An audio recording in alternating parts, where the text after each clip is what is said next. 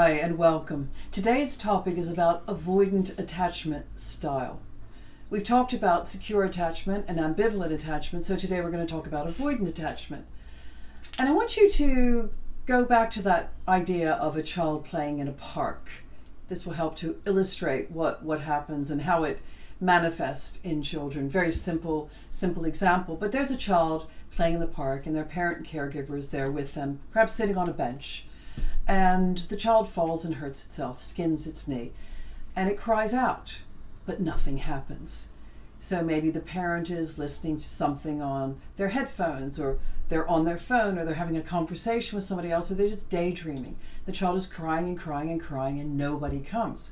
So the child begins to realize that if I cry and I'm hurt, no one comes, so I'll look after myself. And that's how it begins. It's repeated over and over and over again. And the child realizes that they need to self-soothe. They have to find a way to soothe themselves. And they sometimes ignore their own need for comfort.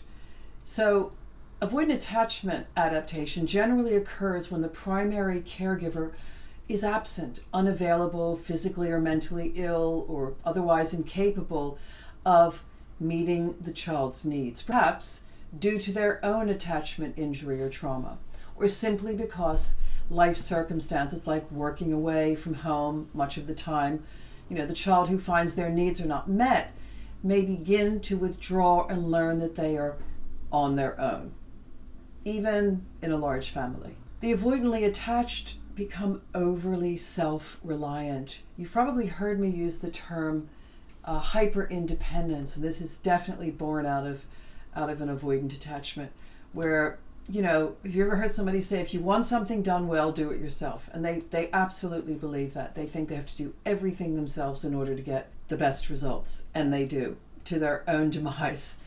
It takes a lot of energy, and a lot of burnout happens because they are just doing everything themselves. Their independence develops as a need to avoid rejection and neglect. The individual with the avoidant attachment style might even feel shame and guilt over having needs, or that they need help meeting them. They rarely would ask for help because they don't want to be disappointed, they don't want to be rejected. They become over-tuned to themselves and need others less and less. And these are often children who seem very mature and grow up fast. They often appear precocious out of necessity for maintaining their own self-care. And you've probably heard me use a term before called the parentified child, and this is definitely could happen from this type of childhood. If the parent is ill mentally, physically, or away a lot, sometimes the older child or one of the children has to raise their siblings, and they don't have the skills or the knowledge or the information. They don't even have a partner to help them. And here they are at the age of 9 or 12 raising 2 other children. Maybe one of them is a baby. Or they're looking after the ill parent. And they become a parent to the parent. And they grow up way too fast. And they're robbed of their childhood. It's not necessarily anybody's fault. It's a set of circumstances. But just look out for this as I'm talking, see if any of this aligns with you, because I'm now going to give you some characteristics of the avoidant attachment in adults and in adult relationships. You may have some of these, you may have all of these, but just listen out. So you build walls and create distance to avoid being hurt. Now these are boundaries, but these are unconscious boundaries. These aren't conscious good boundaries. These are boundaries because I ask for help and I don't get it, so I ask for help and I don't get it. I've done that so many times, so I'm not going to ask for help anymore.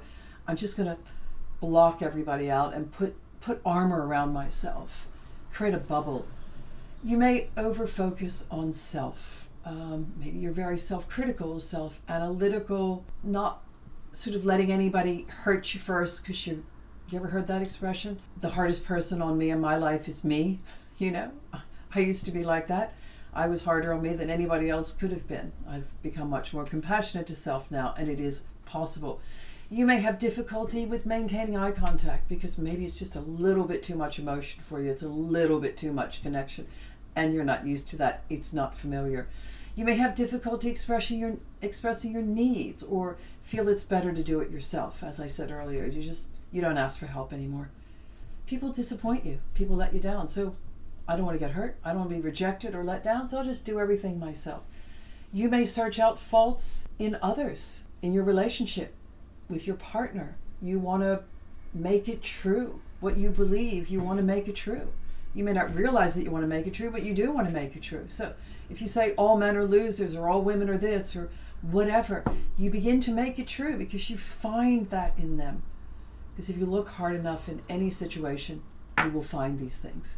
You may have strict and sometimes unequal and often unrealistic boundaries, as I said earlier, very, very tight boundaries where you don't let anybody in. And if they do come in, it's this, there's a lot of perhaps perfectionism. They need to be this, and this, or they're not coming in. You may choose another insecurely attached person to build a relationship with, which is a nightmare for the children that they have, because that all the children are modeling are two very sort of distant, frightened, unsafe people in a relationship.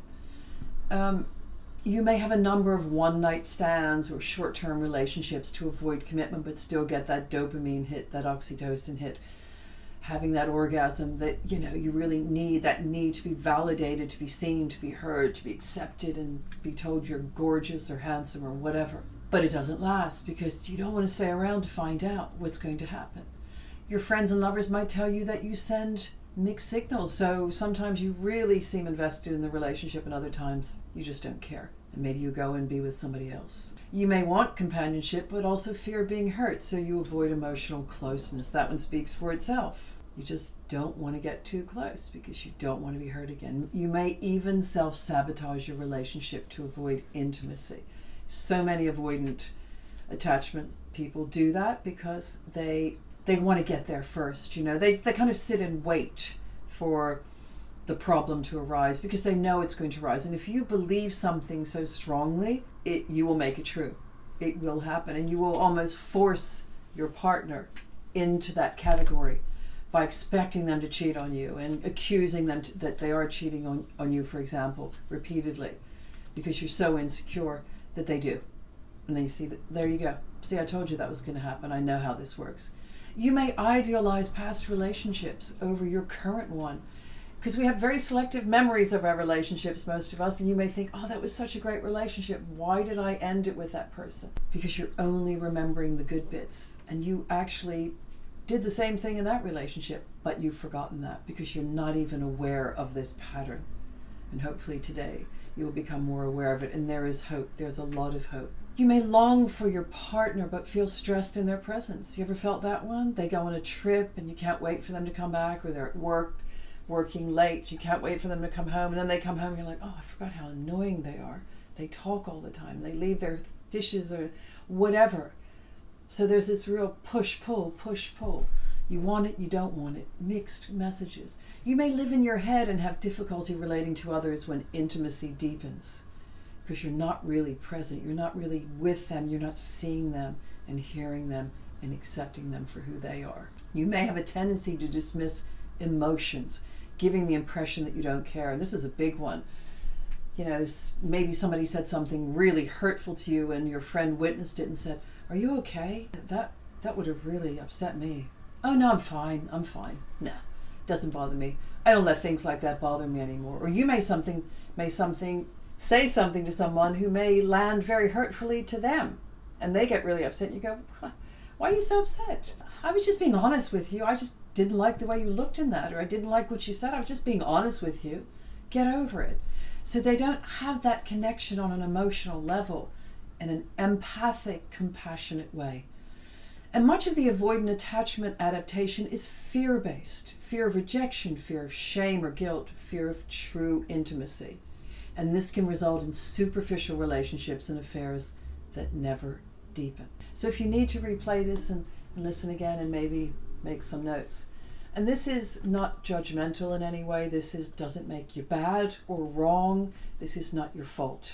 It's even not your fault. It's just let's become aware of our patterns so that we can change them, so that we can become conscious and create healthy boundaries and good communication so that we get much closer to secure attachment, which is what I wish for all of you listening today. Thank you very much for coming on this journey with me today, and I'll see you very soon.